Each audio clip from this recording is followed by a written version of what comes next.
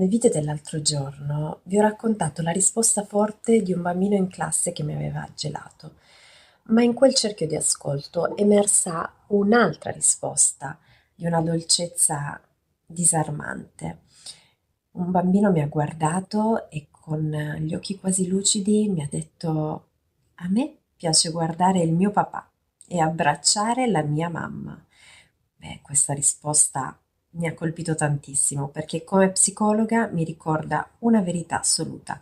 I bambini non cercano la perfezione o l'intrattenimento costante, cercano la connessione. Per loro la felicità è la tua presenza, sentirti lì vicino che lo guardi, è il contatto fisico di un abbraccio. Visto com'è facile rimediare? Non servono grandi cose, viaggi a Disneyland, basta che ti fermi, lo guardi e lo abbracci.